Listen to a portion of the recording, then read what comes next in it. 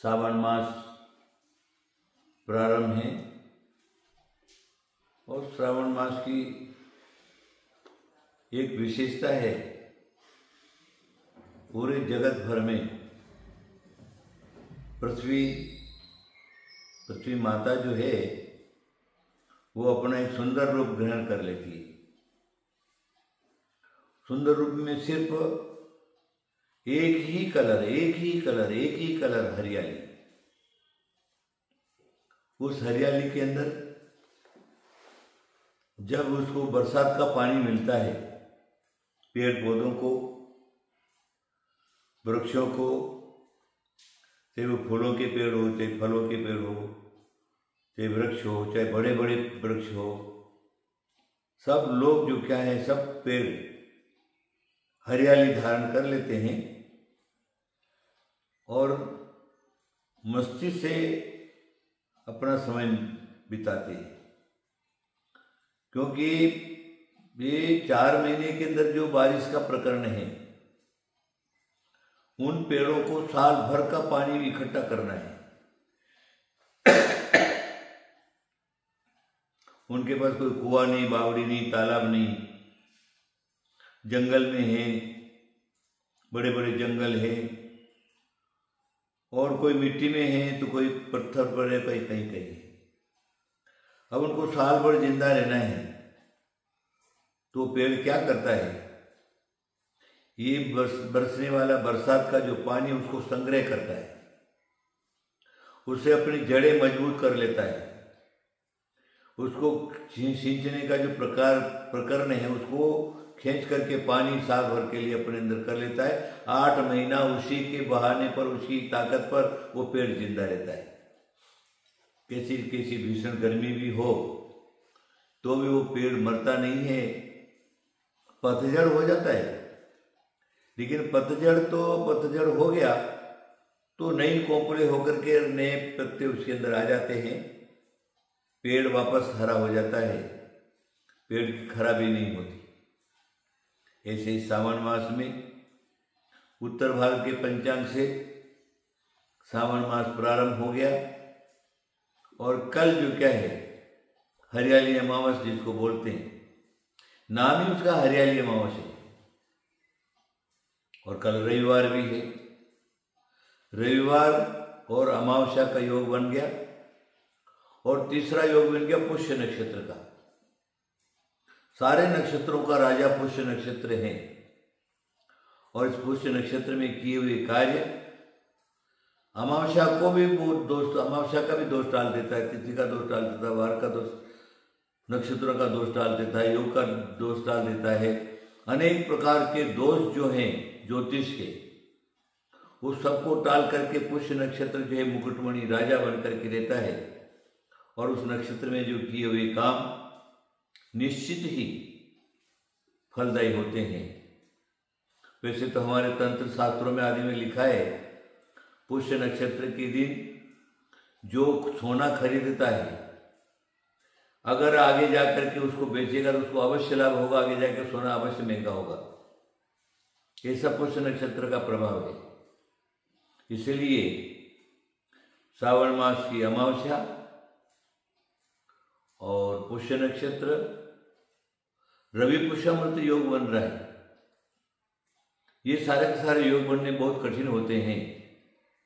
इन योगों के अंदर सारे के सारे हो गए हैं। इसलिए जो श्रद्धावान है, ज्योतिष शास्त्र के ऊपर विश्वास करता है, वो आंख मीच करके काम कर लेवे तो उसके कार्य अवश्य सिद्ध हो जाएंगे। उसके कार्य में विघ्न कोई उपस्थित नहीं कर सकता, क्योंकि पुष्य नक्षत्र सिंहो यथा सर्व चतुष्पदा नाम लिख दिया। जैसे सिंह जो है चतुष्पदों में राजा होता है, उसी प्रकार नक्षत्रों का राजा पुष्य नक्षत्र है। नक्षत्र आपको मिल गया, योग मिल गया और हरियाली अमावस मिल गई है। ये हरियाली अमावस के दिन बहुत से प्रदेशों में जहाँ जहाँ पर हरियाली अमावस मनाते हैं, वहाँ पर लोग क्या करते हैं, सारे के सारे अपने घर बार, कुटुंब परिवार का काम छोड़ देते, छुट्टियाँ ले लेते, नए नए कपड़े, नए नए वस्त्र, नए नए आभूषण धारण करके और बाग बगीचों में जाते हैं, साथ में खाना ले जाते हैं, गोट होती है, पार्टी होती है और वहाँ जाते हैं, मेला की तरह लगता है, लोग इकट्ठे होते हैं। और हमारे उदयपुर में तो हरियाली अमावस के दिन शैलियों की वारी वगैरह आदि आदि में बहुत बड़े मेला लगता है और बहुत सारे सारे लोग जो कि प्रदेशित लोग जो इकट्ठे होते हैं, खूब आनंद मनाते हैं, मजा करते हैं। तो ये हरियाली अमावस इसी हिसाब से है।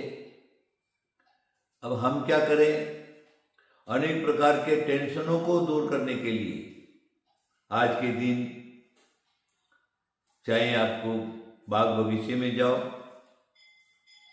और चाहे कहीं पर भी झरने तालाब के किनारे आदि आदि जाओ, या फिर क्या करो, सर्व बढ़िया है धर्म तीर्थों पर जाओ। तीर्थों पर जाने से क्या लाभ होगा आपको? ईश्वर का दर्शन होगा, भगवान का दर्शन होगा, भगवान की पूजा अर्चना अभिषेक आपको देखने को मिलेगा। उनके दर्शन का जो पुण्य मिलेगा आपको, वो पुण्य भवांतरों में साथ देगा, आपका जीवन उत्कृष्ट की तरफ बढ़ेगा। मेरा इतने कहना है, ये हरियाली अमावस को आप अवश्य ही सार्थक करिए, योग मिला उसको सार्थक करिए और दुनिया भर के सारे टेंशनबाजी सब छोड़ा करके और एक अच्छी जगह जाइए, शांत जगह जाइए, सुंदर जगह जाइए और कुछ क्षणों के लिए, कुछ पलों के लिए अपना जो क्या है आनंद मनाइए।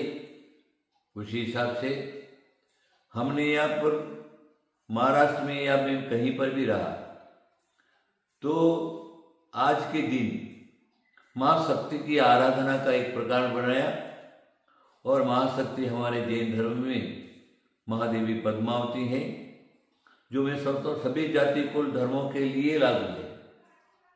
जिसको अपने कुल देवता की कुछ भी मालूम नहीं है, वो सिर्फ एक अकेली पद्मावती देवी को भी भज लेता है, पद्मावती देवी के लिए अनुष्ठान व्रत वगैरह कर लेता है, तो उसके सारे कार्य सिद्ध हो जाते, संसार का कोई संकट उसके पर नहीं आ सकता। इसलिए हरियाली अमावस के दिन हमने यहाँ कुंतुगिरी पर हर हरियाली अमावस को सुंदर से सुंदर सजाया जाएगा, डेकोरेशन किया जाएगा, झूला उसमें झूला लाया जाएगा, झूला लटकाया जाएगा और झूले के अंदर महादेवी पद्मावती को बिठा करके अनेक प्रकार की वस्त्र और आभूषण पहना करके और फिर ग्राम नगरादि के लोग, आजू बाजू के लोग वहाँ आते हैं और पूजा आराधना में पार्श्वनाथ भगवान की आराधना, चौचंद्रों की आराधना, गुरुजनों की आराधना, उसके और सबकी आराधना होने के बाद महादेवी पद्मावती की आराधना करते हैं षोडशोपचार से। आज के दिन पद्मावती की षोडशोपचार से पूजा होती है और लोग करते हैं, आनंद आते हैं। संगीतकार का एक तरफ संगीत चलता है, वाचन करने वाले एक तरफ वाचन करते हैं और पूजा करने वाले पूजा करके उसका आनंद उठाते हैं। ये हरियाली अमावस का एक विशेष कार्यक्रम है। ये कार्यक्रम को आप लोग अपने घर में कर सकते हैं, अपने मंदिरों में कर सकते हैं और तीर्थ क्षेत्रों पर कर सकते हैं, चाहे जैन हो चाहे जैनेतर हो। जैनेतर भी अपनी शक्ति की आराधना, दुर्गा की दुर्गा, अम्बा अम्बा, काली काली, जिनको जिस प्रकार की जिसके प्रति जिनकी श्रद्धा भक्ति है, वो आज के दिन जो क्या है वो अपने मंदिरों में जाकर के उनकी आराधना करे, अनुष्ठान करे, जाप्य करे, साधना करे।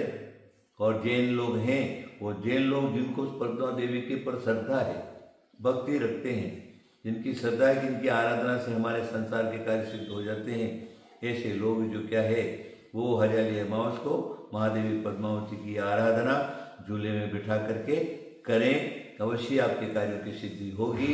ये मेरा पूरा का पूरा दावा है, जो श्रद्धा भक्ति से करते हैं। लेकिन इतना बात ध्यान में रखना, श्रद्धा है तो करिए, नहीं करना है तो चलेगा, लेकिन देवी का अभिनय करने का कोई भी कोशिश मत करना। अगर अभिनय करोगे तो अभिनय का फल तो अभिनय ही होता है, आपका कभी भला नहीं हो सकता। इसलिए श्रद्धापूर्वक भक्तिपूर्वक अब महादेव की आराधना करिए और हरियाली अमावस का मजा उठाइए। मेरा आशीर्वाद आशीर्वाद आशीर्वाद।